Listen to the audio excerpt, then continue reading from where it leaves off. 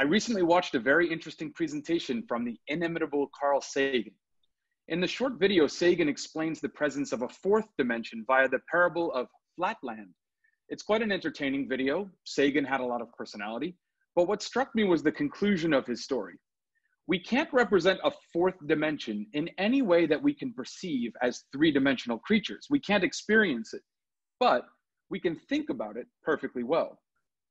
Sagan accomplishes the goal of thinking about a fourth dimension as he walks his audience through a scenario in which a flat individual living in a flat land, a land of two dimensions, begins to understand, if only a little bit, the existence of a third dimension. Inhabitants of flatland have width and length, but no height. They experience left and right, front and back, but not up or down. One day, a three-dimensional apple descends from above into flatland, attempting to visit a flat person in their flat house. Being flat, said individual is unable to consciously experience the presence of the three-dimensional apple descending from a plane which does not exist in the field of two-dimensional perception.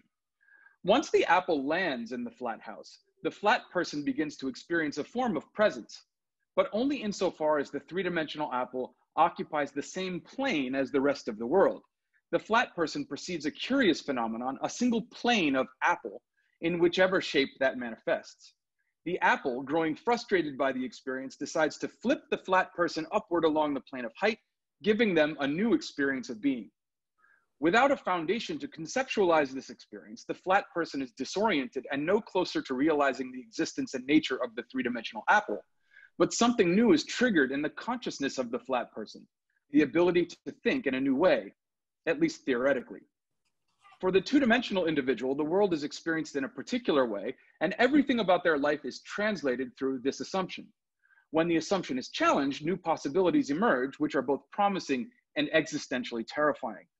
The same might be said for us three-dimensional creatures in considering the possibilities of a fourth dimension, although I suspect the vast majority of people would consider this type of thinking a waste of time. The three-dimensional world is full of enough challenges, and we have a frame of understanding by which to navigate them. Adding further complexity to our experience of the world, of reality as we know it, is a threat to our sanity. There's only so far our powers and habits of abstraction will allow us to go before it's all too much. As Sagan says, we can't consciously experience the presence of these abstract dimensions of reality, whatever that means, but we can think about them perfectly well. Those of us in the business of intellectual work seek these challenges and gather to discuss them in fora such as this. We carve a special space to think these big thoughts, to rein in grand abstractions in order to give shape to them, to root them in something empirically verifiable, or at least philosophically consistent. We also carve out a lot more space for things closer to the ground, so to speak.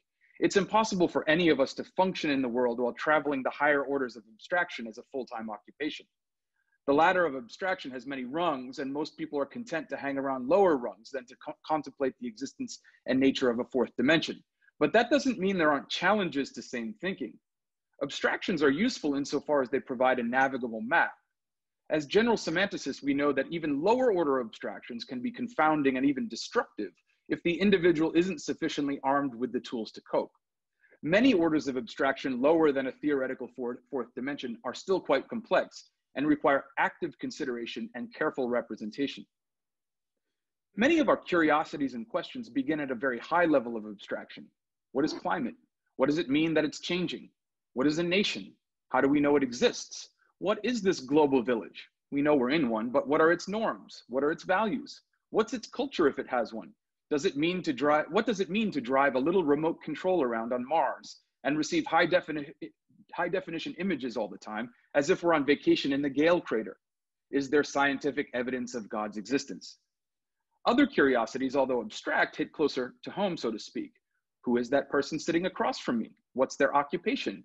Have they ever been in love? Are they in love now? Would they love me? What job will I hold in the future? When will I die?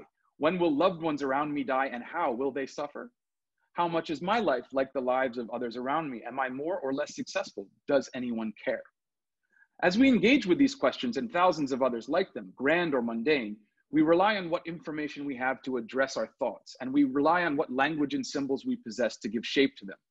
The general semanticist understands something of the range of abstracting that occurs in these ponderings, aiming to identify pitfalls, curveballs, and errors. but is also self-aware enough to know their own limitations.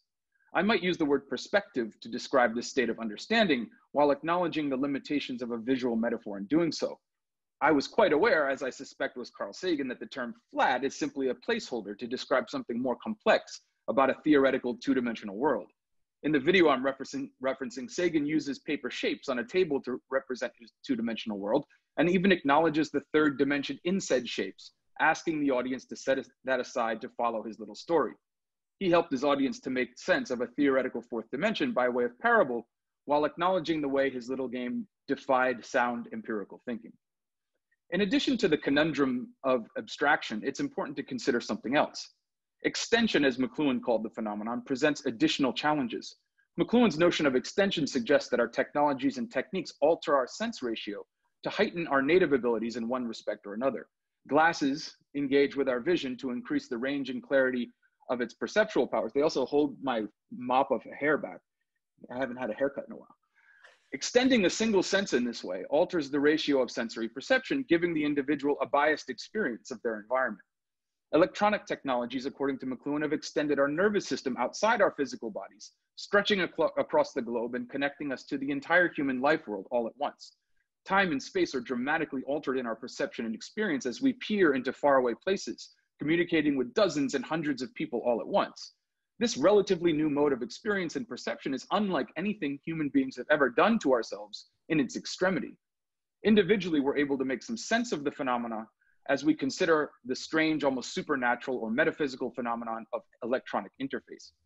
Culturally, however, we run headlong into an experience of the world that's full of challenges to our individual and collective well-being.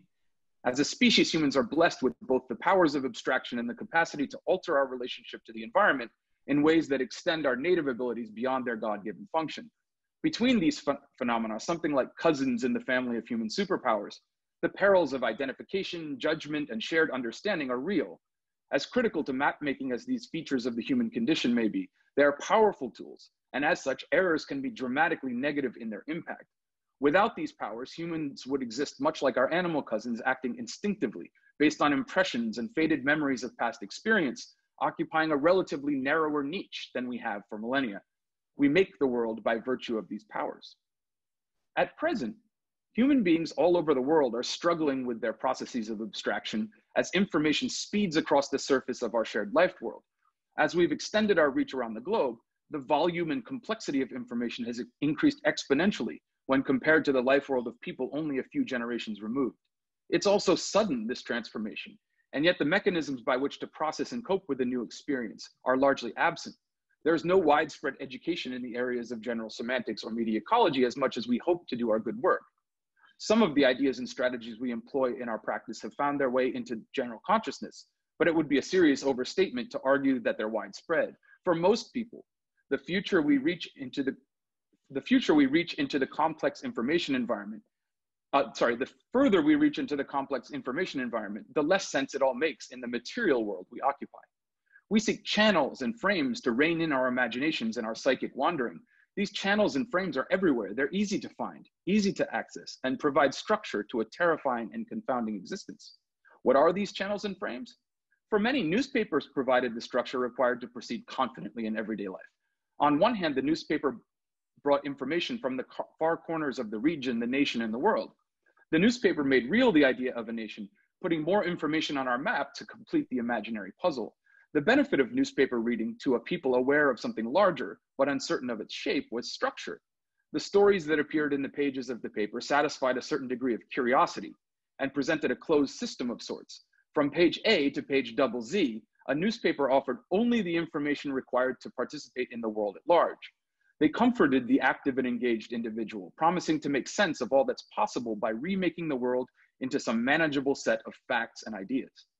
Television complicated this phenomenon by introducing images and sound, live experience of the things previously only found in black and white on paper.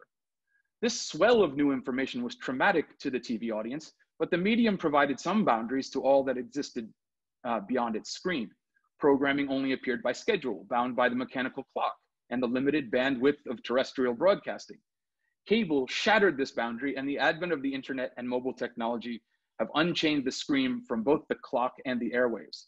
There are certainly still structures limiting our experience of information, but when compared to newspapers and television, the loss of important limits are almost more than we can bear.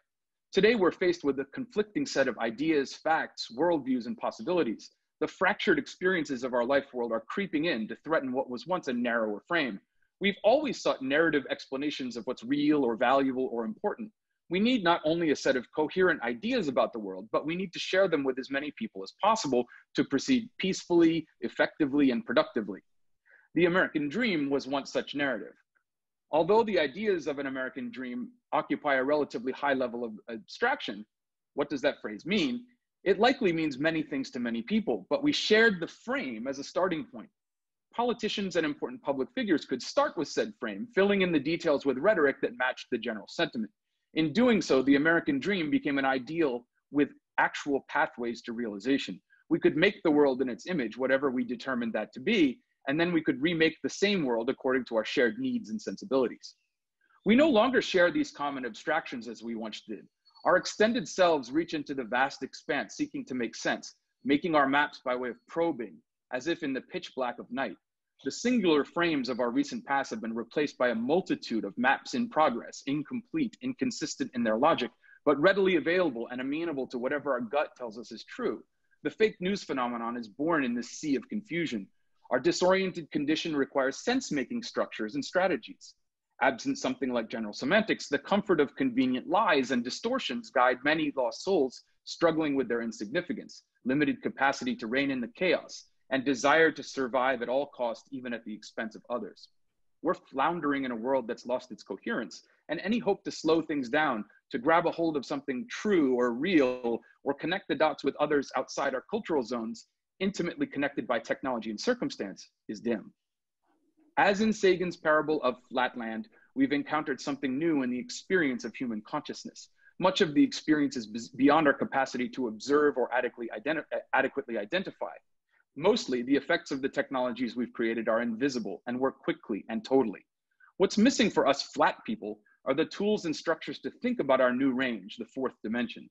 Sagan modeled a wonderfully self-aware exercise in thinking by use of analogy. His parable taught a lesson larger than the collection of narrative devices he employed.